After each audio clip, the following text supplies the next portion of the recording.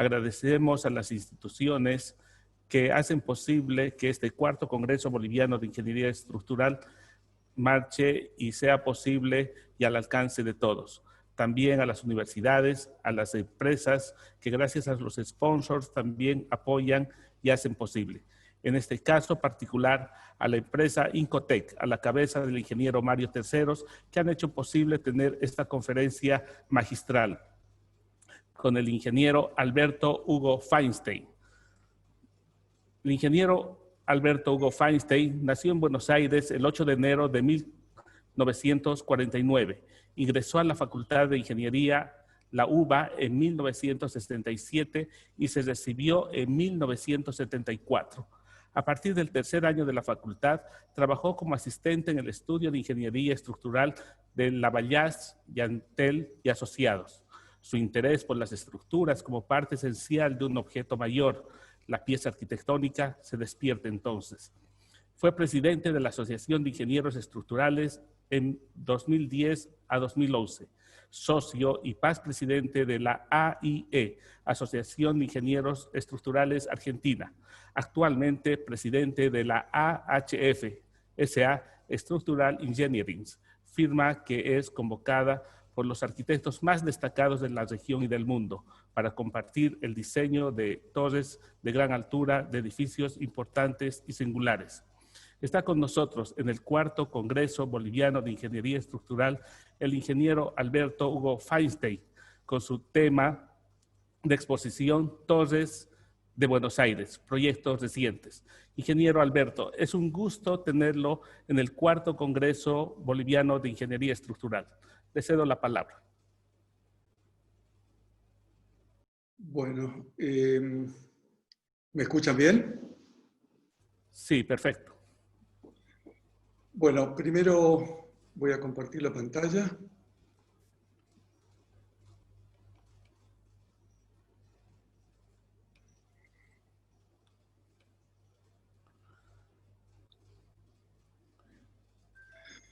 Bueno, primero que todo, agradecer al Consejo de Ingeniería Civil, al Colegio, perdón, de Ingeniería Civil, por la invitación y lamentamos este tema del COVID que no me permite estar en Santa Cruz nuevamente, ciudad donde he encontrado grandes amigos y muchas satisfacciones.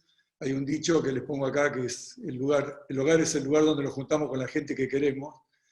Lamentablemente no nos podemos juntar ahora, no podemos abrazarnos con Eduardo Suárez ni disfrutar de las espectaculares cenas en la casa de Mario Terceros. Pero bueno, finalmente el Zoom nos acerca tratando de suplir esta falencia. Bueno, lo que voy a hacer es contarles cuáles son los dos últimos proyectos que hemos hecho en la ciudad de Buenos Aires, de edificios en torre. Digamos, uno de ellos, el primero, está en etapa de finalización de proyecto en estos días, o sea, semana que viene. Ya estamos entregando toda la documentación final. Y el otro ya está en etapa de construcción hace 15 días, o sea, si bien toda la excavación está terminada, ya se ha contratado a la empresa que va a hacer la construcción de la obra. Una breve historia.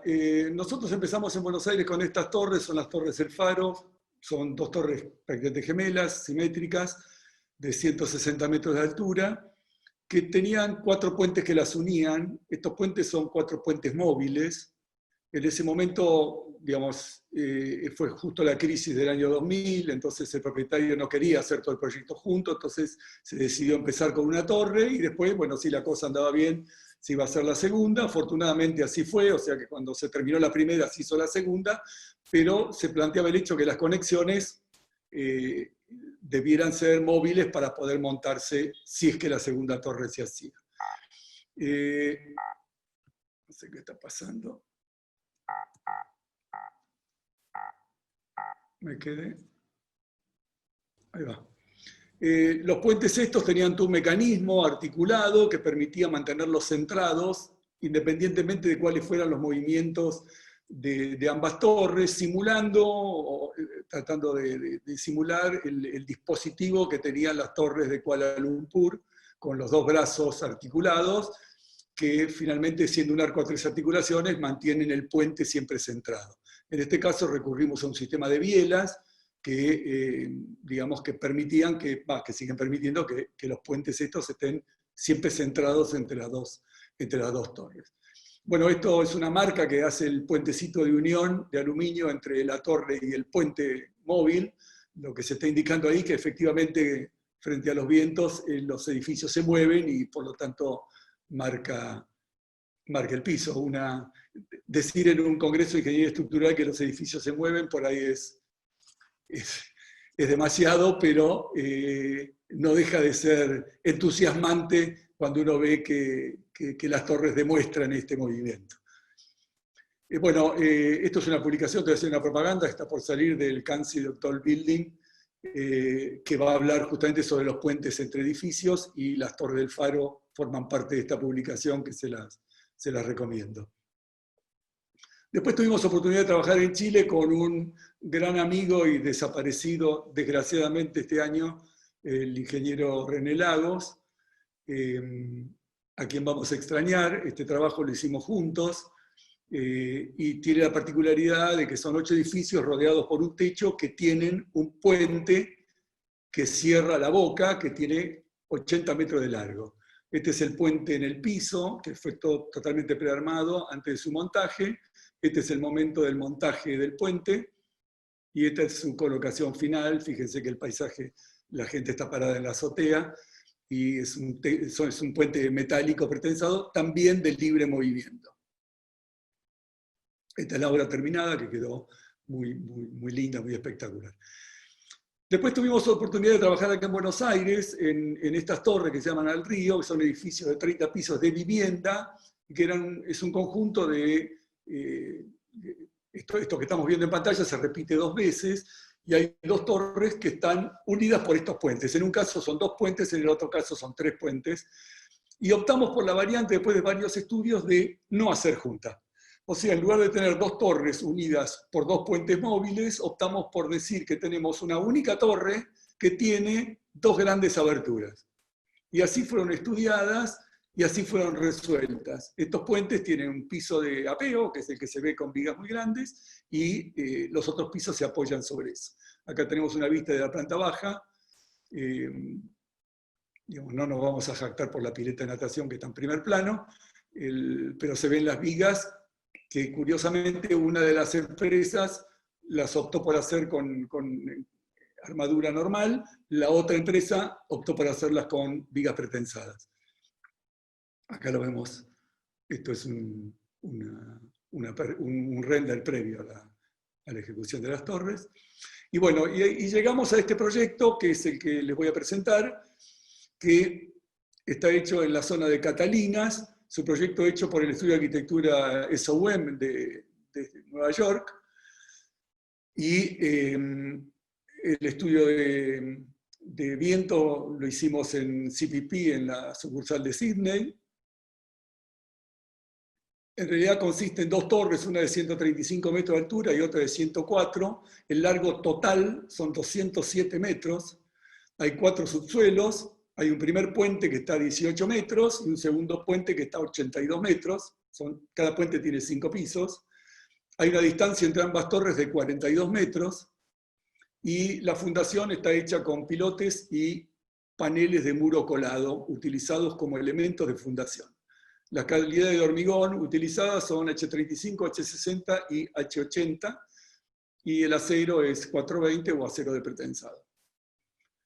Disculpen la velocidad de los... Después van a tener esto para poder verla en más detalle, pero un poco para ubicarnos. La altura de piso a piso son 430, espesor de losa de planta tipo 10 centímetros, pero las losas estas van descargando en nervios que tienen 40 centímetros de altura, postensados.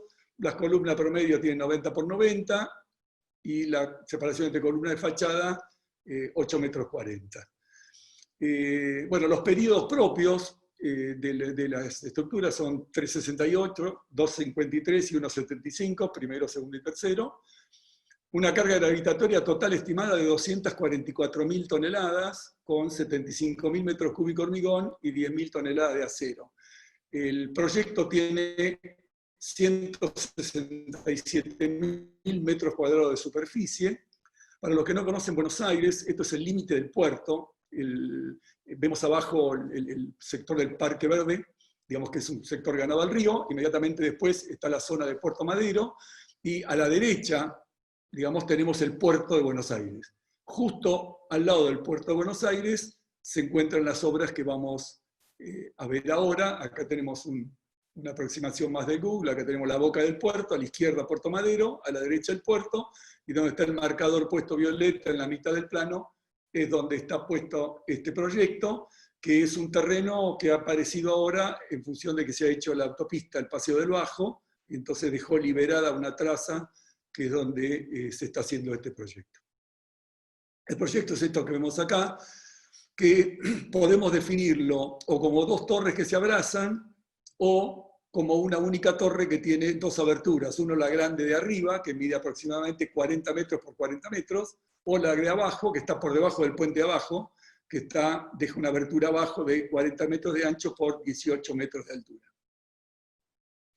Acá vemos un esquema de las plantas de arquitectura, o sea, un corte en planta donde tenemos las dos torres separadas, un esquema de planta donde tenemos las dos torres unidas por una parte del puente. Después van a ver que los pisos del puente no son todos iguales, y finalmente la unión de las dos torres con el puente completo. Las estructuras es un sistema de envigado.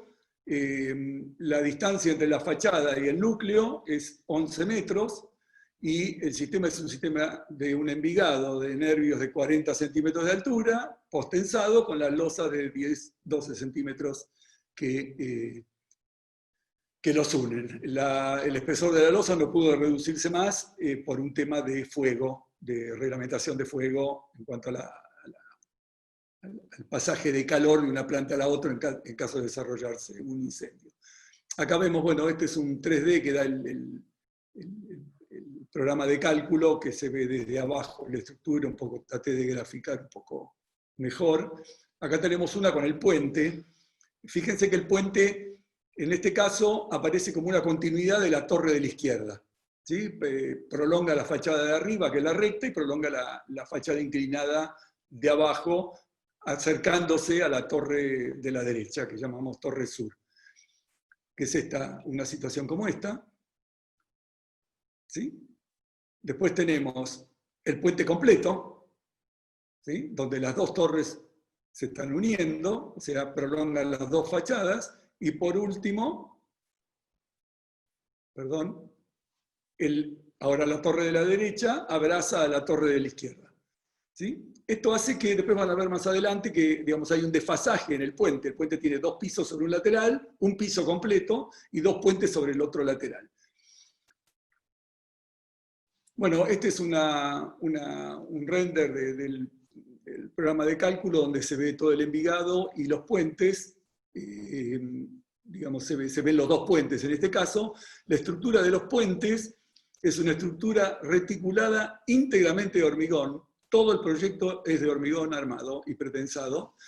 El puente tiene en las dos fachadas dos vigas reticuladas de 3 pisos de altura, todo de hormigón armado, y en el medio ustedes ven que hay dos vigas diagonales que toman 2 pisos, dejan una planta libre y vuelven a tomar 2 pisos, también reticuladas en hormigón.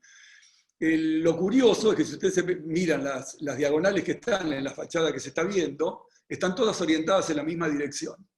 Pecado para un ingeniero estructural, pero no tanto para un estudio de arquitectura. Y como era una imposición que todas las diagonales fueran en la misma dirección, optamos por postensar las diagonales traccionadas hasta lograr postezar con la misma carga de tracción que van a tener en el momento que el puente se ponga en carga. Para ello, todos los elementos estructurales de los puentes están hechos con H80 de 80 megapascales, y todos los elementos, o sea, las diagonales, las montantes y los cordones, son de 75×80. Bueno, acá tenemos la planta del túnel de viento. La planta marcada en rojo es la torre, a la derecha tenemos el puerto, el río, a la izquierda está el sector que llamamos Catalinas Norte. El edificio está ubicado en lo que se va a llamar, o por ahora se está llamando Catalinas Este, que es el nuevo barrio, digamos. Y acá tenemos la planta del túnel de viento, digamos ya la maqueta hecha, lista para ensayar. Si se fijan, delante del edificio, hacia la ciudad, la zona de Catalinas, el edificio bajito al frente es el Sheraton, y después hay 3 torres continuas. La primera, media redondita, es la del Banco Macro, del estudio del arquitecto Peli. La que le sigue es el Banco de Boston, también del estudio Peli, y la que le sigue es el estudio de Solsona Mantiola, Sánchez Gómez, acá de Buenos Aires.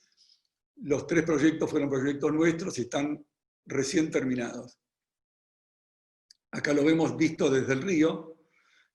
Obviamente estos 3 proyectos, ninguno está alegre porque este edificio les va a tapar las importantes vistas sobre el río, pero bueno, son los problemas inmobiliarios. Nuevamente, y ahora van a ver una foto de estas 3 torres que les decían, que son estas 3 que ya están terminadas. O sea, el edificio que vamos a ver ahora, ese que estamos viendo, ese que está delante de estas 3 torres que tienen 140 metros de altura.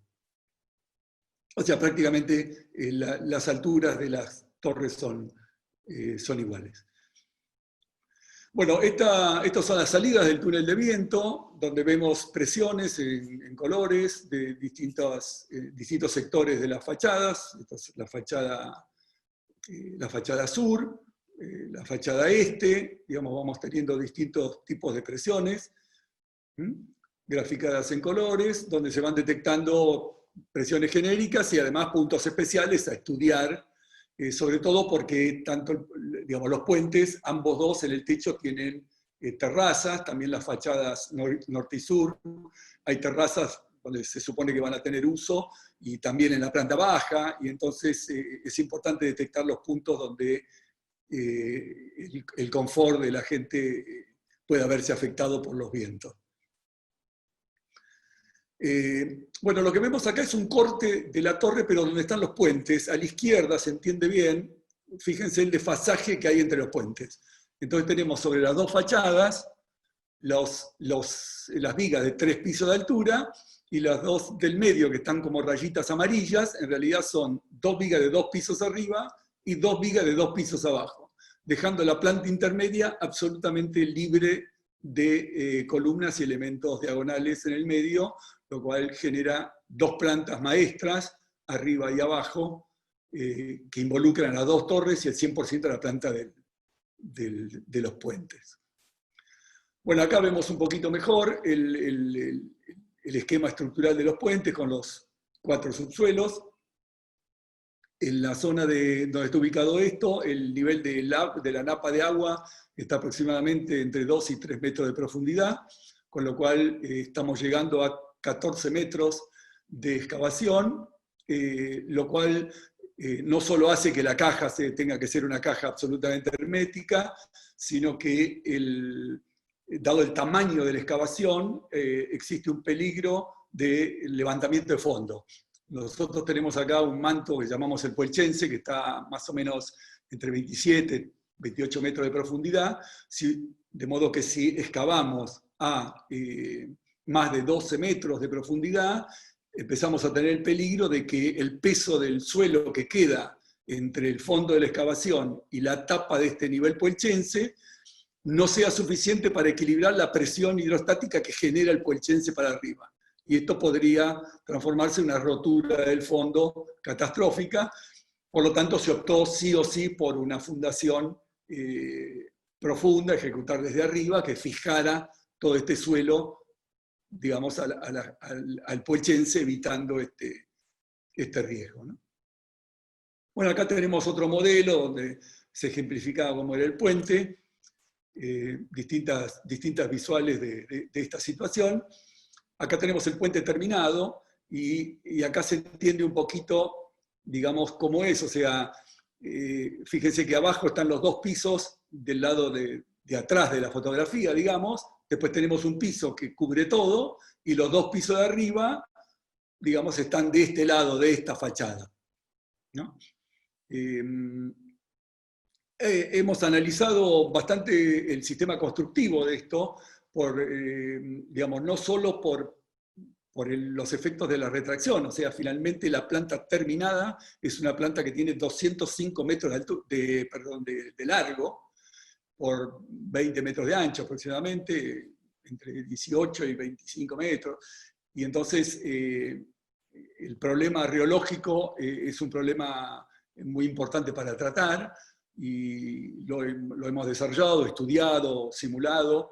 Y el otro tema es el sistema constructivo, ¿no? O sea que hemos analizado hasta el momento dos opciones, una con encofrados normales, que es desde abajo, que es como se hizo la que le mostraba antes de las torres al río, que están terminadas, que se hizo con encofrado normal, y en este caso además hemos estudiado un sistema de un encofrado metálico autoportante, en un caso, que podría ser reutilizable, y en el otro caso, un sistema de una viga reticulada metálica que pueda ser luego incorporada a la estructura de hormigón, hormigonándola después. Bueno, todas estas opciones las hemos analizado y estarán dispuestas para la empresa constructora para lo que la empresa constructora elija realizar. Acá tenemos una vista de una de las esquinas de la torre, viendo el puente que cruza, la terraza del puente que cruza por ahí, y las esquinitas de las torres van conformando este sistema de puntales inclinados que van tomando esas esquinas. Acá los vemos en el modelo, esas esquinas tomadas con estos puntales, que si bien acá se ve como que el puntal recorre 3 pisos, la realidad es que después el propietario pidió la posibilidad de que esos triangulitos intermedios pudieran llenarse con losas en el futuro, y por lo tanto la viga de frente finalmente termina abrazando todo eso, dejando la triple altura, pero con posibilidad de recibir una losa que llene ese espacio. Bueno, acá tenemos una vista desde el norte, donde se ven, digamos, en el intermedio se ven los dos puentes, y las terrazas estas trapezoidales que tenemos en las dos cabeceras. ¿Sí? Acá tenemos una vista desde el río, perdón, desde la ciudad. Esto es lo que van a ver estas torres que les mostraba antes, y que, bueno, van a poder mirar el río a través de este agujero o de los extremos de esta torre. Bueno, disculpen la maratón, pero vamos a pasar ahora a esta otra torre. Esta torre está a 3 cuadras de la otra. El proyecto del estudio Foster & Partners de Londres, el estudio local ha sido el estudio Mario Roberto Álvarez y Asociados, un estudio muy importante de la Argentina. Nuevamente el estudio de viento lo hicimos en CPP en Sydney, y los demás colaboradores normalmente son los mismos, ¿no? La altura de esta torre es de 170 metros, la superficie total del proyecto, incluyendo subsuelos, son 78.400 metros cuadrados, tiene 3 subsuelos en un caso y 4 en el otro, después vamos a ver por qué. La fundación está hecha por una platea en este caso, la simulación hecha con un muro colado hasta 12 metros de profundidad, y en este caso estamos haciendo una novedad en la Ciudad de Buenos Aires, que es incorporar el H110 como un hormigón de proyecto. Experimentamos con él, con los proveedores de hormigón más importantes de Buenos Aires, y bueno, ya se ha logrado tenerlo a nivel de producción, a nivel mixer, y entonces lo incorporamos en el proyecto, y ahora vamos a ver un poquito por qué la necesidad de, más allá de tener columnas más chiquitas, en este caso no fue ese el objetivo. La altura de piso es una altura de 4,30, acá tenemos losas de 13 centímetros de espesor, también con nervios postensados de 40 centímetros. La dimensión de las columnas es variable, ya van a ver, son columnas de una forma complicadísima. Hay una separación de columnas en fachada cada 8 metros, y la distancia entre fachada y centro de la torre son 12 metros. En este caso los periodos son más altos que en el otro caso, son 4,56 el primer periodo, 3,88 y 3, lo cual nos puso en un principio en el límite de confort. O sea que el tema del confort fue un tema de muchísimo estudio para poder estar seguros que íbamos a estar en el tema. La carga gravitatoria acá esperable o calculada es de 110.000 toneladas, con un volumen de hormigón de 79.000 metros cúbicos y 7.100 toneladas de acero. Bueno, si recuerdan este mapita, en el punto anterior se los había marcado en la mitad del plano. Prácticamente esto está ahora donde están viendo el puntito violeta. ¿Qué es esto? O sea, la torre que les mostré antes está a la derecha de esta foto, justo donde está el barquito, la fragata blanca, está el edificio que vimos antes. El que vamos a charlar ahora es el que está iluminado aquí a la izquierda. ¿Qué es este? Este proyecto, la obra de al lado es un proyecto nuestro también, que fue hecho por la firma arquitectónica de Miami, de arquitectura. Y la torre de al lado es una torre convencional, núcleo central, planta cuadrada, con un detalle en las aristas que da esta sensación de torre que gira. Pero la estructura es una estructura de las que nos gusta tener. Planta cuadrada, núcleo centrado, todo simétrico, poca complicación.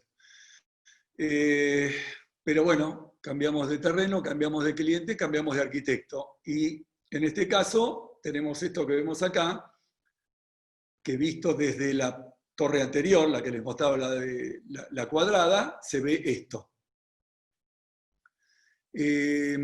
Bueno, como referencia, la torre que se ve a la derecha es una torre de los años 40 acá en la Argentina, se llama Edificio Alas, un edificio muy famoso acá en la Argentina. Es un edificio de vivienda de la aeronáutica, del personal de la aeronáutica. El edificio de la izquierda, el de la derecha es un edificio de 140 metros de altura. El de la izquierda, que se ve bajito, es un edificio de 90 metros, es una torre que hicimos, se llama Banco República, que hicimos con el arquitecto Peli aquí en Buenos Aires. Y acá tenemos esta, que es la que vamos a contar ahora, que es un edificio que tiene una planta, digamos que triangular, es un trapecio, pero digamos, muy asimilable a un cuasi triángulo, que tiene la particularidad de que las columnas de fachada no llegan al piso, sino que cada cierta cantidad de pisos van apareciendo esas terrazas que ustedes ven acá en fachada, y que hacen que todas las columnas de fachada se inclinen hacia adentro de la planta, en un recorrido que en planta es de 12 metros. O sea, las columnas inclinadas, que toman 3 pisos de altura, terminan teniendo 16 metros de luz libre, porque es la hipotenusa de ese triángulo.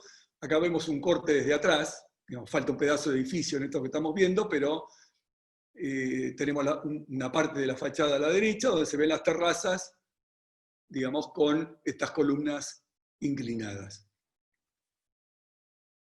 Acá tenemos una terraza que esperemos que quede así, y digo esperemos que quede así porque obviamente uno de los conflictos principales que se tuvieron cuando se hizo el túnel de viento era las protecciones que tenían que tener estos espacios para que cuando hubiera viento, que en Buenos Aires es como decir el 99% de los días del año, esta gente podría estar disfrutando de este lugar y las plantas de sus flores como se ven ahí.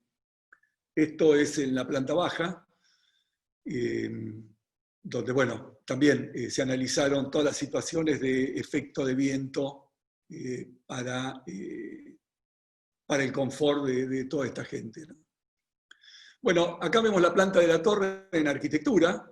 Hay una asociación de plantas que ustedes están viendo, donde se ven plantas completas. La de arriba al medio es una planta completa, la que le sigue a la derecha también. La de la izquierda ya tiene una terraza sobre la izquierda, digamos, que es lo que llamamos terraza grande.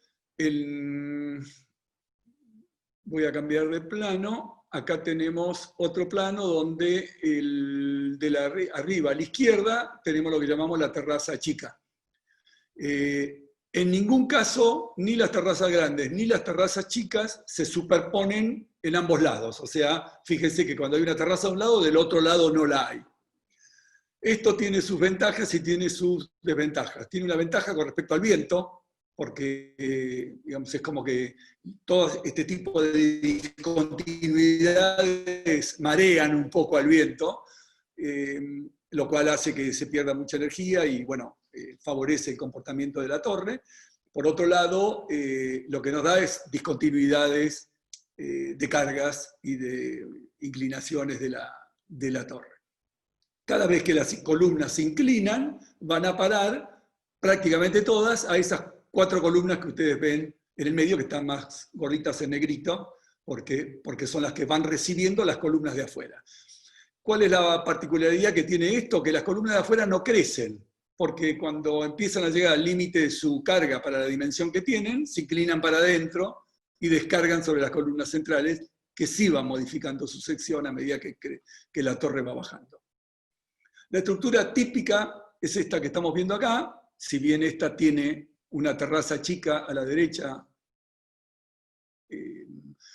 digamos abajo, donde se ven las columnas inclinadas, pero el resto de la planta es esto, es un envigado, losas de 12 o 13 centímetros, y el envigado ese cruza el sector central, que en algunos pisos se vacía, teniendo doble o triple altura también en el medio. Tenemos un núcleo muy fuerte que alberga ascensores, salas de máquinas, escaleras, sanitarios, digamos, y que conjuntamente con los pórticos que conforman el triángulo central, conforman la estructura contraviento del edificio.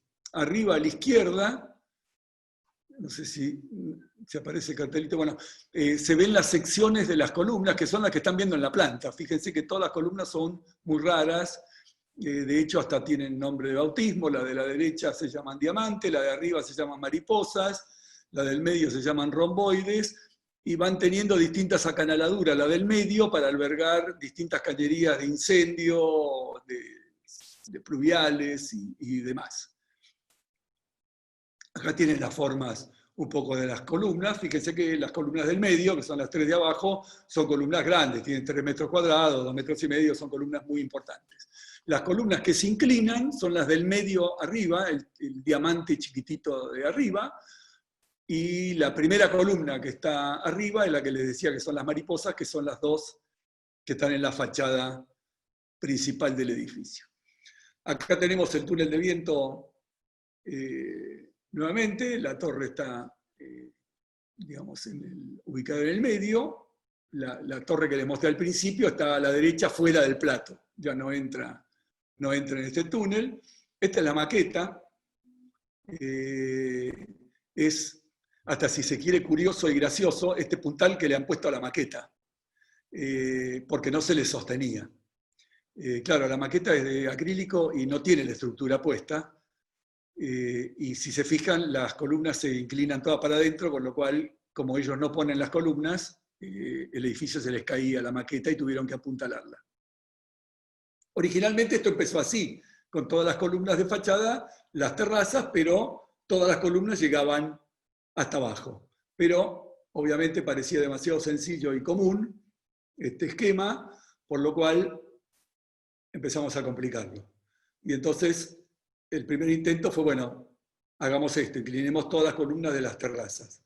El paso siguiente es, bueno, pero si resulta tan posible inclinar todas las columnas de la terraza, ya que estamos, ¿por qué no? Bueno, ahora les voy a mostrar, digamos, este es discúlpame que lo interrumpa, esto es la maqueta de la estructura del coronamiento. Es la última terraza, estos medios pisos que son salones principales, y todo este equipamiento es digamos, lo que son salas de máquinas, tanques, y hay toda una sala de esparcimiento que tiene una vista maravillosa. Si vamos bajando, la estructura es esta. Digamos, siempre hay, digamos, en este caso, fíjense, es una estructura de una terraza chica, o sea, hay 2 columnas que se inclinan, todas las demás es una planta tipo de oficina que tiene las columnas de fachada derechas.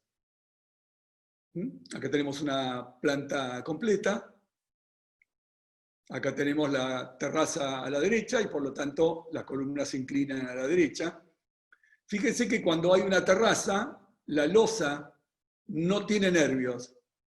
Y no tiene nervios porque la inclinación de las columnas genera una importante tracción que estamos transmitiendo al resto de la planta a través de losas que pretendemos macizas para poder ubicar bien todos los tensores y los cables de pretensado que llevan esa carga al centro de la planta. Y por otro lado, cuando las columnas llegan abajo, aparecen importantes compresiones, que, digamos, hay un mix de compresiones y tracciones que vamos tomando también, macizando estas losas, siempre en el espesor de los 40 centímetros que no interceptan la arquitectura. Acá tenemos una planta intermedia de terraza, donde la columna viene inclinándose, pero la planta está interrumpida. Y cuando llegamos abajo a la planta baja, ya que estábamos inclinando columnas, porque le inclinamos todo. Y acá están entonces las dos columnas del frente, las maripositas, que se inclinan hacia adentro, transformándose en los subsuelos en una única columna. Acá tenemos otra vista de lo mismo.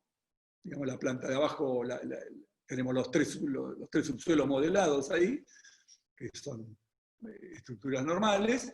Y acá tenemos las columnas de frente inclinadas, conformándose en una única columna. Fíjense lo curioso es que en esta vista, ustedes están viendo el corte de los tres subsuelos, abajo está la platea, y estamos viendo la planta baja.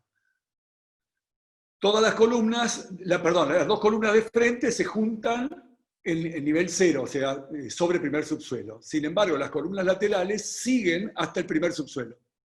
Y cuando llegan al primer subsuelo a juntarse con las columnas del triángulo central, se vuelven a abrir esas columnas hacia afuera para poder distribuir mejor la carga sobre la platea de fundación. Porque finalmente la torre se cierra tanto hacia el centro que el voladizo de la platea, para poder tener la dimensión de platea necesario, se transformaba en un imposible, y entonces, digamos, de esta manera volvíamos a sacar carga hacia afuera. Para tener una idea, bueno, acá lo vemos un poquito mejor, pero estamos hablando de que las cargas esas que se desvían ahí atrás son cargas de entre 8.500 y 9.000 toneladas que bajan por la columna vertical y doblan hacia la columna inclinada, con lo cual generan una compresión en esa losa de sobre segundo subsuelo del orden de las 12.000 toneladas. Que eso hizo que esa losa sea una losa de 80 centímetros de espesor y que está, digamos, que contiene a nivel de esa losa una enorme cuantía de armadura para tomar ese puntal, y por otro lado la platea tiene un enorme tensor que permite tomar este tiro. O sea, hicimos todo un estudio a ver si la platea podía tomar por fricción en el suelo esta tendencia a abrirse de estas columnas, y no nos convenció, así que lo dejamos como coeficiente de seguridad y terminamos tomando todo con armaduras. Para que tengan una idea, estamos hablando de un tensor que tiene 550 barras del 25, y ahora estamos charlando con la empresa constructora porque le hemos hecho la propuesta de que reemplace esas barras por cables de pretensado. O sea, pretensado inyectado y que quede sumergido eso en la platea para tener una menor densidad de acero en ese lugar. Bueno, esta imagen que ustedes ven de la torre hace que, claro, cuando uno calcula esta torre, el modelo normal que hacemos, que es el modelo de la torre completa, el típico modelo hecho con cualquiera de los programas, ITAPS, digamos, lo que demuestra es que obviamente la torre se vuelca para acá, hacia nosotros en este momento. Sin viento, ¿no? O sea, estamos hablando de carga gravitatoria, la torre vuelca para este lado. ¿Cómo se hace para que no vuelque? Bueno, lo primero que tenemos que lograr, a ver, ¿por qué vuelca? Vuelca porque el núcleo está excéntrico, primera Primer problema, el núcleo está excéntrico, está funcionando a tensiones bajas porque tiene una superficie necesaria para tomar el viento. Ahora, cuando no hay viento, la carga permanente que tenemos no genera tensiones muy altas en el núcleo. Pero las columnas trabajan a la máxima tensión posible, con lo cual las columnas se deforman axilmente más que lo que se deforma el núcleo. Esto ya de por sí genera un vuelco. Pero si además le agregamos que todas las columnas se meten para adentro, el vuelco se incrementa más. Bien, ¿qué es lo que hemos hecho? Por un lado, es un pedido de auxilio a decir, bueno, ¿qué podemos hacer para que se incline menos? Bueno, lo que tenemos que tener es mayor módulo de elasticidad, o sea, menor deformación axil de las columnas. Entonces, primer recurso, pongamos la cuantía más alta que podamos poner de acero para tener menos efecto de fluencia lenta y tener un módulo de elasticidad más alto. Resumen, las columnas tienen entre el 7 y el 8% de cuantía. El paso número 2 es incrementemos la calidad del hormigón. Bueno, estuvimos hablando con los laboratorios y la gente proveedora de hormigón, como les decía antes, para ver, bueno, el H80 ya lo habíamos usado nosotros en varias torres, sabíamos que era un recurso totalmente disponible acá en la Plaza de Buenos Aires, y entonces dijimos, no, bueno, ahora queremos un paso más. ¿Hay 110? Bueno, probemos, y bueno, tuvimos 2 o 3 meses empujando y empujando, y finalmente se logró, y el propietario aceptó que el proyecto lo incorporara, y entonces hemos incorporado el H110 para todo lo que son este paquete de columnas, lo cual también implica aumentar el coeficiente el módulo de elasticidad. El otro tema es, si uno en realidad asusta mucho cuando uno hace el primer modelo, porque el modelo completo da una deformación importante, pero la realidad es que si uno hace lo que se llama el step by step, las corridas de step by step, en realidad cuando uno va construyendo la torre puede ir corrigiendo estas inclinaciones de forma tal de que no sea digamos, si pensamos que una torre de esta se va a construir en aproximadamente 1 año y medio, no solo vamos a ir pudiendo corregir las deformaciones elásticas que va teniendo la torre, sino también parte de la defluencia lenta que van a ir ocurriendo en los pisos inferiores. Y bueno, hemos estudiado que finalmente las deformaciones finales sean tolerables, sobre todo las que van a ocurrir una vez terminada la torre, como residuales de la fluencia lenta de todas las columnas. Esto es el encuentro de las 2 columnas mariposita vistas desde adentro en la planta baja. Como ven, las formas son absolutamente terribles, inenarrables los diálogos con la gente de los encofrados para ver cómo se van a hacer y cómo se van a llenar estas columnas. Estamos discutiendo el color del hormigón, porque el estudio de arquitectura quiere que el hormigón sea de este color, y el H110 es lo más parecido al color de la franja negra que tiene esta columna. Es un hormigón terriblemente oscuro. Así que, bueno, obviamente no se quiere pintar, y ahí andamos discutiendo a ver cómo, agregado de marmolinas y otras cosas, bueno, está todo en estudio a ver cómo logramos que se pueda construir un hormigón que tenga un color lo más clarito posible. Acá tenemos otra vista de lo que va a ser esa planta baja, con el cruce de estas columnas, que este cruce de acá para abajo es una columna que mide 220 por 2, con el 7% y algo de cuantía.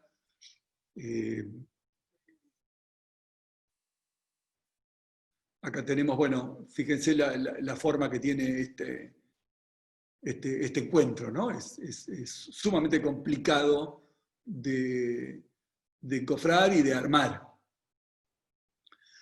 Bueno, estos son los modelos que quedaron sobre esto que les contaba de cómo ir analizando el proceso constructivo.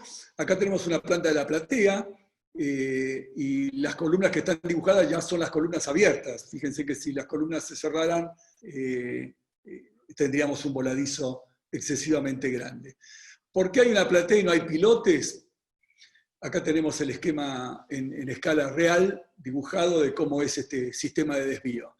Hay una platea porque cuando este proyecto, el propietario empezó a hacer la excavación con un proyecto distinto, que estaba una torre centrada en el terreno, con otro arquitecto, con otro proyecto de arquitectura, y que tenía en el centro del terreno una platea y que funcionaba todo fantástico. Cuando con ese esquema se contrata el muro colado para todo el perímetro y la excavación hasta 11 metros de profundidad, con los muros colados, con los anclajes, con todo estabilizado.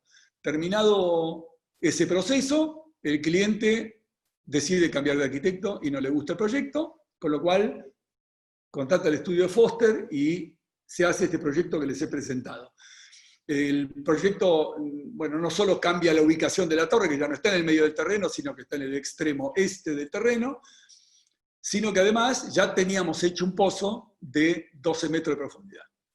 Y en un pozo de 12 metros de profundidad en la ciudad de Buenos Aires, y espero que no me corrija Mario Terceros, en la ciudad de Buenos Aires no hay quien baje una máquina para hacer un pilote que entre en el Polchense. ¿Por qué? Porque la napa acá está, como les decía, entre 3 metros de profundidad. Si uno hace un pozo desde menos 12, menos 11 hasta el Polchense, la presión de agua del Polchense sería un geyser que suba hasta los 3 metros de altura. Con lo cual tendríamos un enorme, cada vez que se hace una perforación, habría un hermoso geyser de unos 9 metros de altura, llenando de agua todo el pozo. Ese es el motivo por el cual se hace mucho pilotaje, pero el pilotaje se hace siempre desde nivel 0, lo cual permite tener una diferencia de carga hidrostática con bentonita por sobre la presión de agua. Y entonces, digamos, la perforación puede ser estable. Si ya en los 12 metros de profundidad no hay posibilidad de hacer esas perforaciones y por lo tanto había que hacer una platea. Pero bueno, el espesor de platea que disponíamos, para no pasar de los 12 metros que corríamos el peligro que les contaba antes del levantamiento de fondo, era que la platea no puede medir más de 2,70. Con dos excepciones, que son estos capiteles que ven ahí, que bueno, en pequeños sectores se puede perforar un poquito más, y entonces podíamos tomar más cómodo el punzonado que generaban estas columnas sobre la platea. Pero bueno, el diseño de la platea ha sido uno de los temas muy, muy complicados de esta torre, y así también el tema del confort, ¿no? Porque yo les contaba antes que la torre se inclina, digamos, por las cargas gravitatorias, pero digamos, por la ubicación que tiene la ciudad de Buenos Aires, estas torres tienen una particularidad que, si quiere, es una gran ventaja. El peor viento que hay en la ciudad de Buenos Aires es lo que acá llamamos el pampero, que es un viento que viene del sudoeste. Pero resulta que el viento del sudoeste, para llegar a estas torres, tiene que atravesar toda la ciudad de Buenos Aires. Y como decimos nosotros, cuando llegó a la torre ya llega bastante cansado. Entonces, el peor viento no es un problema. El viento que más afecta a estas torres es el viento norte-noreste, que son vientos bastante más bajos, porque estamos hablando que el viento, para dimensionarlo, las ráfagas medidas de vientos a 10 metros de altura, de vientos que vienen del Pampero, hemos llegado a medir vientos de 185 kilómetros por hora. Sin embargo, las ráfagas del norte-noreste, que es la peor incidencia por desprotección que tienen estas torres al estar frente al río, son vientos que rara vez han llegado a los 80, 100 kilómetros por hora. Entonces, bueno, esto es una ventaja. Y bueno, digamos, hemos hecho todos los estudios de confort previamente a través de simulaciones y de cálculos, digamos, de periodos y aceleraciones, y después esto se ha verificado con el túnel de viento, y bueno, y estamos dentro de lo que las tablas internacionales de confort admiten para un edificio de oficinas, digamos, bien, sin ningún tipo de inconveniente ni duda. No es que estamos al límite, sino que estamos relativamente cómodos. Y acá terminamos. Bueno, nuevamente muchísimas gracias a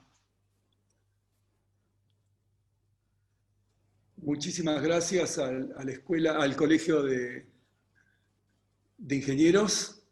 Siempre es un placer estar con ustedes. Si hay algunas preguntas, encantado. Muchas gracias, ingeniero Alberto. Realmente una conferencia excepcional, muy brillante. Muchas gracias. Aquí hay alguna pregunta que que piden que por favor la responda. ¿Cuál es la dosificación del hormigón para llegar a una resistencia H110? Qué buena pregunta. Honestamente no tengo el dato, pero curiosamente hoy estaba hablando con el especialista en el técnico en hormigón, y son de esos llamados que uno nunca se espera, ¿no? Pero que no dejan de por eso de ser simpáticos. Me dice, hola, ¿cómo te va? Mirá, estoy estudiando el H110. ¿Sabés qué pasa? Dice, mirá, la columna es 2 metros por 2,20, tiene un volumen tal que cuando la llenemos con H110 va a levantar a 70, 80 grados de temperatura. Esto como indicador de la cantidad de cemento que, digamos, andar en los 600 kilos, supongo, por metro cúbico, más el silica fume, más todo lo que se le pueda poner. Y por otro lado, bueno, sí, es un tema que obviamente yo en realidad le decía, mirá, no te preocupes, el H110 de por sí, si uno respeta todas las que lo hemos hecho, ¿no? Las indicaciones del ACI, y además toda, digamos, la necesidad de poner armadura que tuvimos nosotros por el tema de aumentar el módulo de elasticidad del elemento columna en su conjunto, tenemos armadura de sobra para tomar cualquier aumento de temperatura. No es un tema que nos preocupe. Pero la verdad que no tengo en este momento la dosificación. Bueno, en el momento que la tengamos, si nos escriben un mail, se la podemos mandar. Súper. Ingeniero Alberto, en los edificios que se han diseñado en Puerto Madero respecto a las cargas horizontales, vientos, sismos, ¿cuál ha sido la carga predominante? Bueno, a ver, la Argentina en realidad tiene 4 zonas sísmicas, ¿no? En realidad son 5, siempre fueron 4, pero en determinado momento, después de lo que fue lo que se llamó el terremoto de Caucete, acá hubo una modificación del reglamento y apareció la 5ª zona, que como ya las otras 4 se llamaban 1, 2, 3, 4, a la 5ª se la llamó 0.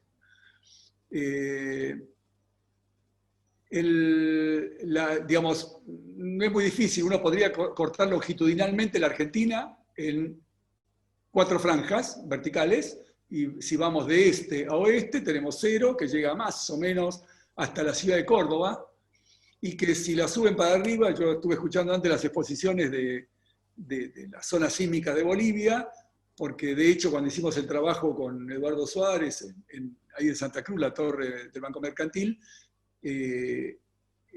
digamos, está en una misma línea que la ciudad de Santiago del Estero, la ciudad de Córdoba nuestra, digamos que es lo que acá llamamos zona 1. Digamos, de ahí para el este es zona 0, que es la ciudad de Buenos Aires, y después va creciendo hasta la zona 3, y la zona 4 es Cuyo, Mendoza, San Juan, digamos el sectorcito este que está a la altura de Santiago de Chile, y un poquito en la zona lindera con Bolivia en el norte, en Salta y Jujuy, un poquitito.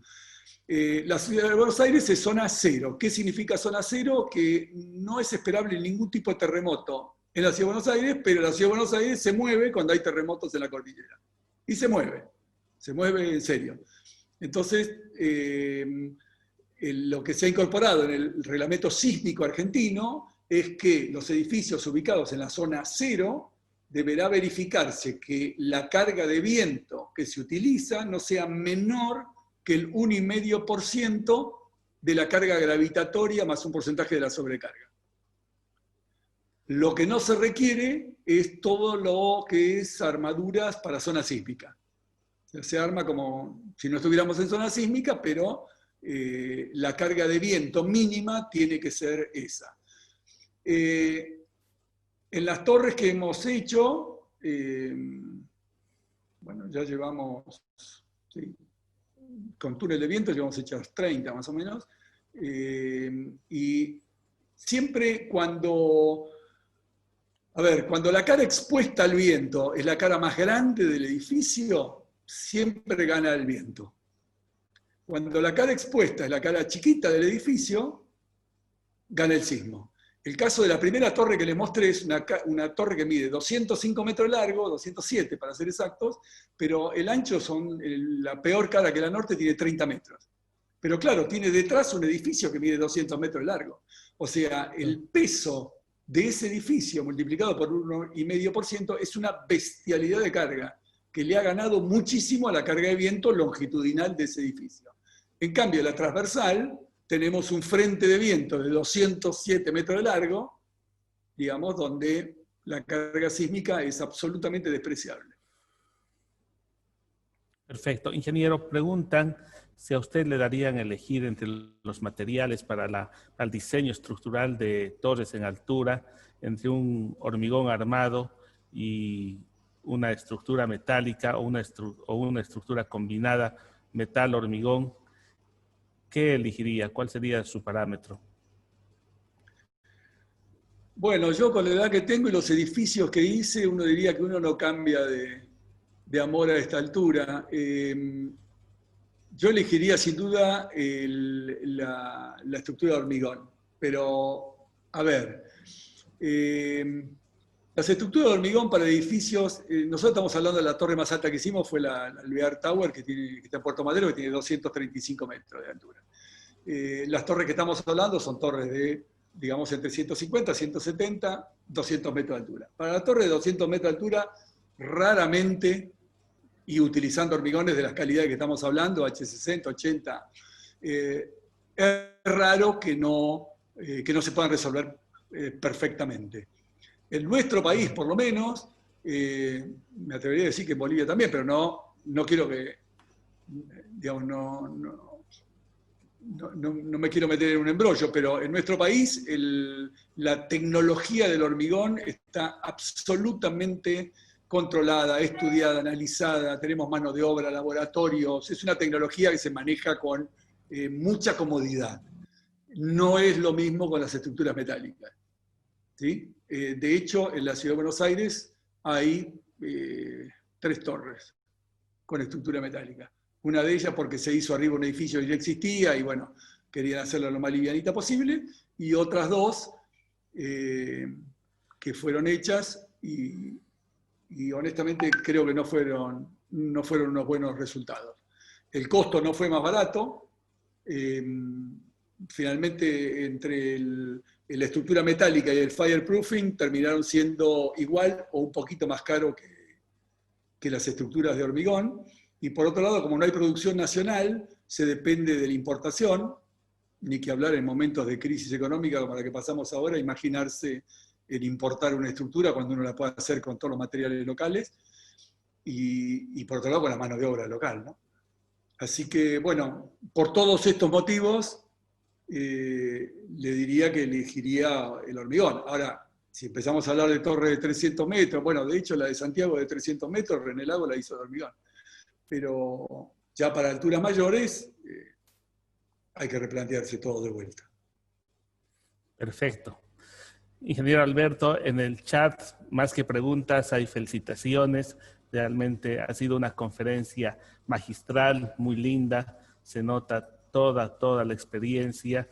Y a nombre del Colegio de Ingenieros Santa Cruz, a nombre del Colegio de Ingenieros de Bolivia, que son los organizadores, somos los organizadores de este congreso, darle la felicitación. Muchas gracias por compartir lo que sabe, muchas gracias por compartir las experiencias, por darnos su tiempo, ingeniero Alberto Hugo Feinstein. Le cedo la palabra para poder darnos un consejo, unas palabras finales en este 4º Congreso Boliviano de Ingeniería Estructural.